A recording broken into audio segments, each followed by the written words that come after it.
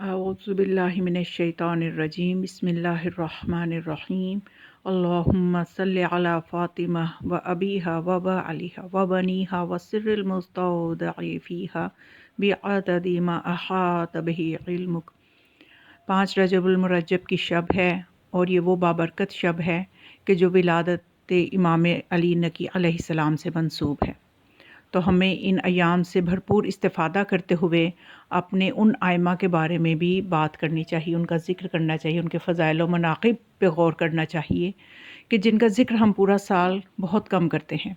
तो ख़ास तौर पे उनके अयाम में उनको ज़्यादा से ज़्यादा याद करें और उनकी हकीकी मारिफत हासिल करें, ताकि रोज़े महशर जनाब सैयदा को जब हम मिलें तो बीबी हमसे शिकवा ना करें कि मेरे बाकी फ़र्जंदों से क्यों रूगर्दानी की, उनकी अज़मत को क्यों नहीं समझा, उनके मुकाम को समझने में गफ़लत क्यों की, जबकि ये सब के सब मोहम्मद हैं, सब के सब अली हैं।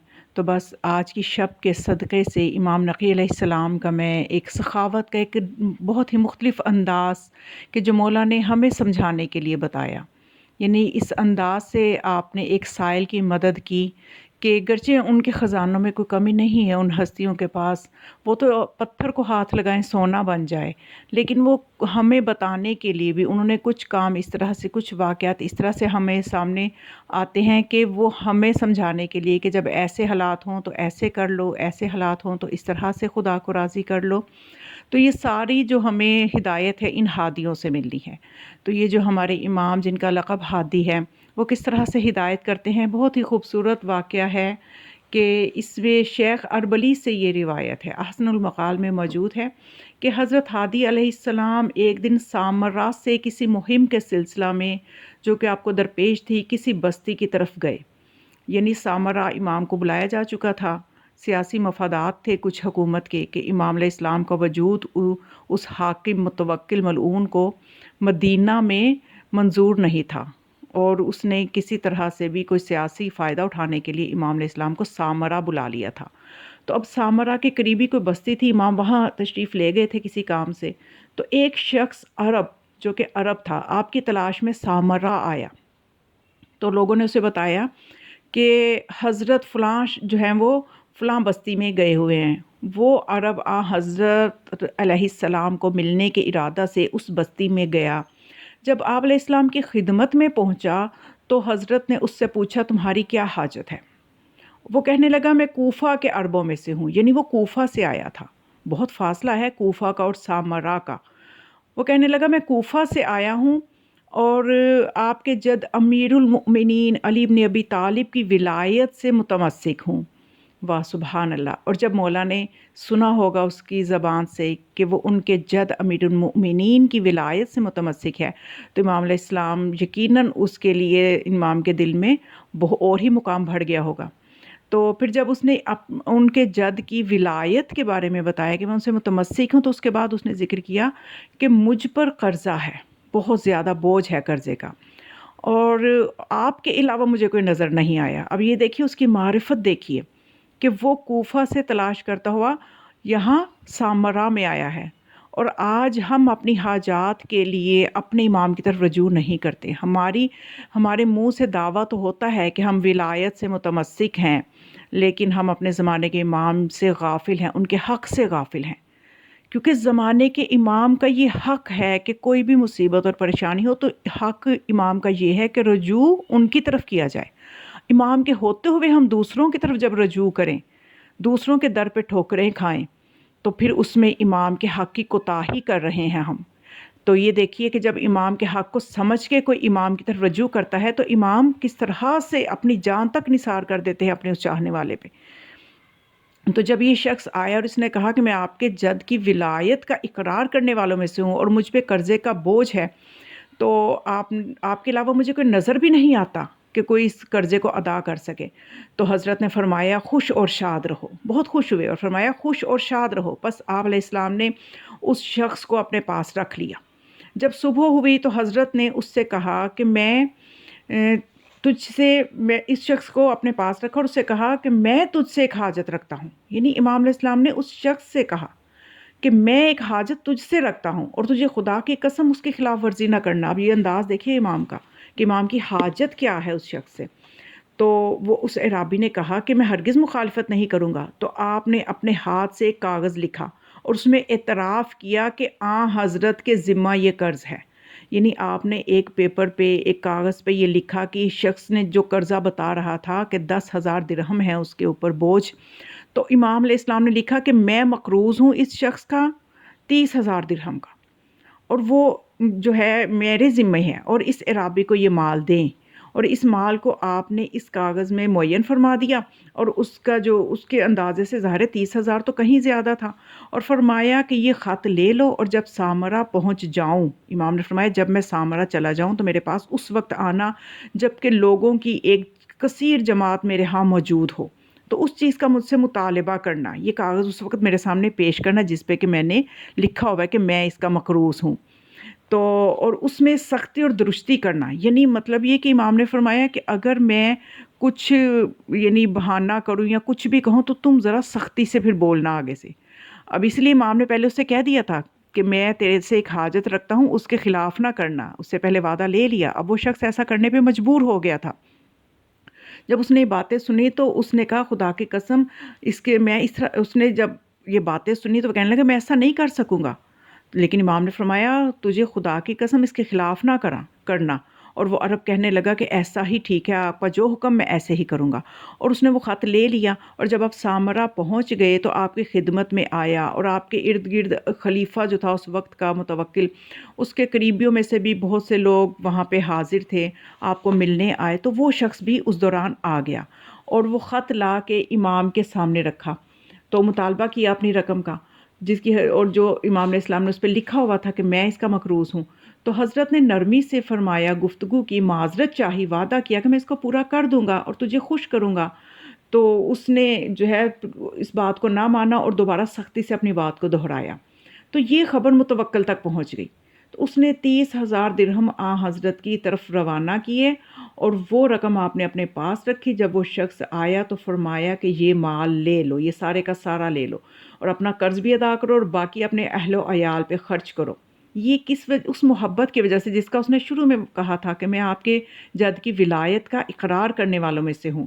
تو ویسے بھی ان کے در پہ تو کوئی بھی آ جائے تو خالی نہیں جاتا، اور یہ تو پھر وہ تھا نا کہ جو ان کا اپنا تھا، کہ جو آیا ہی امام کی طرف تھا، جسے امام کے علاوہ کوئی نظر ہی نہیں آیا کہ جو اس کی مشکل کشائی کر سکے. تو پھر وہ تھا، وہ بہت خوش ہوا وہ اعرابی کہ اس سے اپنے مقصد سے کہیں زیادہ مل گیا تھا. تو پھر اس نے وہ سارے کا سارا مال لے لیا اور یہ کہتا ہوا گیا اللہ یعلم حیث یجعل رسالتہ، خدا بہتر جانتا ہے کہ وہ اپنی رسالت کو کہاں قرار دے. تو یہ مال جو تھا یعنی متوکل جو تھا اصل میں وہ غاصب تھا. بیت المال تو ہے ہی غریبوں کے لیے، تو متوکل نے جو پیسے بھیجے اب اس میں سے کچھ بھی امام نے اپنے لیے نہیں رکھا، سارے کا سارا اس کو دے دیا. یعنی امام بتانا ہمیں یہ چاہتے ہیں، پیغام یہ دینا چاہتے ہیں کہ ہو سکے تو کسی کو بھی اپنے در سے خالی نہ لوٹاؤ. اگر آپ خود اپنی جیب سے نہیں دے سکتے تو اس کو دلوانے کے لیے وسیلہ بن جاؤ، اس کی مشکل کا کسی کے آگے بیان کر دو، کسی ایسے کے آگے کہ جو صاحب حیثیت ہے. تو آپ کے صرف چند کلمے بیان کر دینے سے وہ صاحب حیثیت اگر اس غریب کی مدد کے لیے کچھ دے دے گا تو اس میں جو اندر رابطہ جو شخص بنا ہے وہ اس کے لیے بھی اللہ بہت سے مقامات اور درجے رکھتا ہے، اس کو بھی بہت سا اللہ کے ہاں مقام بلند ملتا ہے. تو یہ صاحب جو ہیں یہ کتاب جہاں سے میں نے یہ روایت بیان کی ہے، شیخ عباس قمی، وہ یہ کہتے ہیں کہ امام علیہ السلام کا جو یہ انداز ہے اس طرح سے مدد کرنے کا، یہ بالکل شبیہ ہے ایک واقعہ کی جو کہ حضرت خضر کا واقعہ ہے. حضرت خضر کے واقعہ کو اس طرح سے نقل کیا ہے کہ ایک دفعہ رسول اکرم صلی اللہ علیہ وآلہ وسلم نے اپنے اصحاب سے کہا کیا میں تمہیں حضرت خضر کی خبر نہ بتاؤں؟ وہ کہنے لگے ہاں اے اللہ کے رسول. تو پھر آپ نے فرمایا کہ ایک دفعہ بنی اسرائیل کے ایک بازار میں جناب خضر جا رہے تھے کہ اچانک ایک مسکین کی نگاہ ان پہ پڑی اور وہ کہنے لگا مجھے صدقہ دیجئے، خدا آپ کو برکت دے. خضر نے کہا کہ میں خدا پر ایمان لایا ہوں، جو کچھ خدا نے مقدر کی ہے وہ ہوگا، لیکن میرے پاس کچھ نہیں ہے جو میں اس وقت تمہیں دے سکوں. تو وہ مسکین کہنے لگا تجھے وجہ خدا کا واسطہ دیتا ہوں. وجہ اللہ کا واسطہ جب اس نے دیا، اب وہاں پہ اس نے واسطہ دیا تھا ولایت کا، یہاں پہ واسطہ دے رہا ہے وہ مسکین وجہ اللہ کا. یعنی یہ وہ ہستیاں ہیں کہ جن کے واسطے ان کی پیدائش سے دنیا میں آنے سے پہلے ہی دیے جاتے تھے. تو اس نے کہا کہ میں وجہ خدا کا واس دیتا ہوں کہ مجھے صدقہ کیجیے، کیونکہ میں خیر کے آثار آپ کے رخسار پہ دیکھ رہا ہوں، آپ کے چہرے پہ دیکھ رہا ہوں، اور میں آپ سے خیر کی امید رکھتا ہوں۔ خضر کہنے لگے کہ میں خدا پر ایمان لایا، بے شک تو نے مجھے بہت ہی بزرگ وسیلے کا سوال کیا ہے، اور بہت ہی محترم وسیلے سے تم نے میرے سے سوال کیا ہے کہ میرے پاس کچھ نہیں ہے میں تمہیں دے سکوں، مگر یہ لو، میرا ہاتھ پکڑ لو اور مجھے فروخت کر دو، اور جو رقم ملے اسے اپنی ضرورت پوری کر لو۔ مسکین کہنے لگا یہ بات کیسے ٹھیک ہو سکتی ہے؟ خضر کہنے لگے میں تجھ سے صحیح بات کہہ رہا ہوں، سچ کہہ رہا ہوں، کیونکہ تو نے بہت بڑا واسطہ دیا ہے، اور میں اس واسطے سے کیے گئے سوال کو رد نہیں کر سکتا، تو میرے پروردگار کے وجہ سے لہٰذا مجھے فروخت کر دے۔ وہ بازار میں لے گیا، 400 درہم کے بدلے میں ان کو فروخت کر دیا۔ اب ایک مدت تک خریدار کے پاس رہے، لیکن وہ خریدار جو تھا، وہ مالک جو تھا، وہ آپ سے کوئی کام نہیں لیتا تھا۔ تو حضرت خضر نے فرمایا تو نے مجھ سے خدمت کے لیے خریدا ہے اور مجھ سے خدمت نہیں لیتے ہو، کسی کام کا حکم دو۔ کہنے لگا میں پسند نہیں کرتا کہ تجھے زحمت اور تکلیف میں ڈالوں، کیونکہ تم ضعیف ہو، بوڑھے ہو۔ تو آپ نے فرمایا نہیں، زحمت میں نہیں ڈالو گے تو میں تم یہ سمجھ کے مجھے زحمت میں نہیں ڈال رہی کہ میں ضعیف ہوں، لیکن جو کام تم بتاؤ گے میں کر سکتا ہوں، میں اس پہ قدرت رکھتا ہوں۔ پھر اس نے کہا کہ اچھا یہ پتھر منتقل کر دو، تو وہ پتھر جو 6 آدمی منتقل نہ کر سکتے تھے، آپ نے اکیلے منتقل کر دیا۔ اور وہ حیران ہوا، کہنے لگا احسنتا و اجملتا، تو نے تو بڑا اچھا کام کیا۔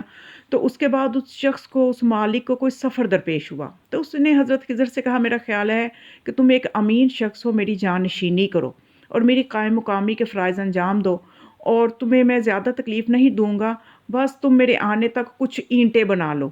تو ہوا یہ کہ جناب خضر نے اس شخص کی واپسی تک جناب خضر نے پورا پختہ مکان بنا چکے تھے، پورا مکان بنا کے رکھ دیا۔ تو وہ شخص کہنے لگا جب واپس آیا، دیکھا کہ اینٹیں ہی کیا بنانی تھی، انہوں نے تو مکان بھی بنا دیا تھا، تو کہنے لگا وجہ خدا کا واسطہ دے کے سوال کرتا ہوں، تمہارا حسب اور معاملہ کیا ہے؟ تو حضرت خضر نے فرمایا کہ اتنا عظیم واسطہ دے رہے ہو تو اب میں تم سے چھپا نہیں سکتا کہ میں کون ہوں۔ میں وہی خضر ہوں جس کا نام تو نے میں وہی خضر ہوں، اور جو واسطہ تم نے دیا ہے اسی واسطے کی وجہ سے میں نے تمہیں اپنا تعارف کروا دیا ہے۔ کہ پس اس کے بعد اس شخص نے جب یہ سنا تو بہت پریشان ہوا کہ میں اب تک آپ کو اس طرح سے اپنی خدمت پہ معمور رکھا، مجھے اس چیز سے بہت شرمندگی ہے، اور میں پھر اس سلسلے میں بہت شرمندہ ہوں آپ سے کہ اگر ہو سکے تو آپ مجھے معاف کر دیں۔ جناب خضر کا رتبہ اسے معلوم نہیں تھا کہ یہ جناب خضر علیہ السلام ہیں۔ تو اس کے بعد جو ہے جناب خضر نے بتایا کہ میں تم تک پہنچا کیسے، کہ ایک مسکین تھا، اس نے وجہ خدا کا واسطہ دیا تھا، تو میں اس کو رد نہ کر سکا اس کے سوال کو، تو اس نے پھر مجھے بیچ دیا۔ میں نے ہی اسے کہا تھا کہ مجھے بیچ دو، اس لیے کہ قیامت کے دن اگر کوئی شخص جو ہے کوئی حاجت پیش کرے کسی کے آگے اور وہ قدرت رکھتا ہو اور پھر بھی اس کی حاجت کو پورا نہ کرے، تو اس کے لیے بہت سخت سزا ہے کہ اس کا چہرے پر چمڑا، گوشت اور خون نہیں ہوگا سوائے ہلتی ہوئی ہڈیوں کے، اور وہ شخص حرکت نہیں کر سکے گا۔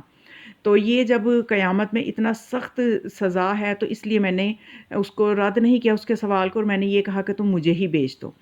تو وہ شخص کہنے لگا کہ میں نے آپ کو نہ پہچاننے کی وجہ سے مشقت میں ڈالا۔ حضرت نے فرمایا کوئی حرج نہیں، تو نے مجھے اپنے پاس رکھا، مجھ سے نیکی کی اور احسان کیا۔ تو وہ شخص کہنے لگا کہ میرے ماں باپ آپ پہ قربان جائیں، آپ میرے اہل و عیال کے لیے حکم کیجئے، جو کچھ خداوند عالم نے آپ کے لیے میری نصیب میں لکھا ہے کہ میں آپ کی خدمت کروں تو میں ضرور کروں گا۔